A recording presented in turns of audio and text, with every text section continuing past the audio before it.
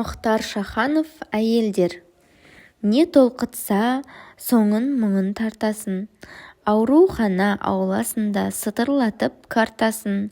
Жанарында әзіл ойнап жарасты, маған бір қыз балашты.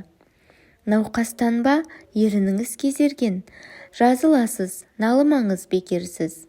Әйтсе де әйел қауымына ежелден немқұрайлы қарамайды екенсіз. Сүюді сіз ерлік деп те айтасыз, онсыз ақын боларсыз ба ой өрген. Дегенмен сіз абайлаңыз, байқаңыз, бағыңыз да, сорыңыз да әйелден. Бәрекелді, өркен жайсын талабың, сәуегейі сен боп жүрме қаланың. Бұл бетіңмен сығандарды жұмыссыз қалдырарсың қарағым. Дедім күліп, бірақ қыздың байсалды әзіл сөзі маған біраз ой салды. Дүниеге қан тамырдай қарайтын жер бетінде әйел жайлы ертек көп. Әйелдерге немқұрайлы қарайтын еркекті мен санамаймын еркек деп. Қай кезде де сұлулықтың жолымыз, әйел біздің әзиз байлық қорымыз, әйел біздің тағдырымыз болған соң, белгілі ғой бағымыз не сорымыз.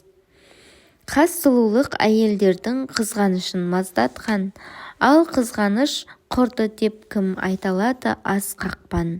Бір әйелге бола кейде ел менен ел жауласып, жер жастанған боздақтар.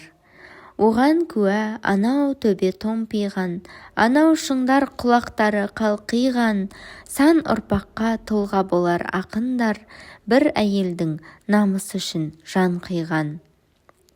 Мағынасыз жылтырақты сақтамайды ел еске, жалын болып жылу болмау, әйел болып сұлу болмау, табиғатты алдаумен тең емес пе? Гүлзар әйел қауымына сұлулықсыз бақ қайда, шын сұлулық тереңдікте жатпай ма? Қайырлатқан кемесін талай ердің, саяз көлге шашылмағай шұғылаң. Тереңдігі жоқ әйелдің қорқу керек сыртқы сұлулығынан. Әйел еркек намысының қорғаны. Нағыз сұлу әйел табу бүкіл еркек атаулының арманы.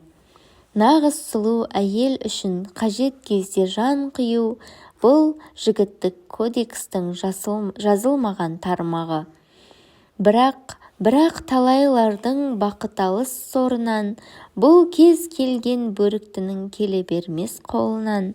Ерлік семсе, азаматтық семеді, үлкен ерлік үлкен күшке келеді. Маған ғашық бір әйел бар, ол әйел менде сондай күш барына сенеді.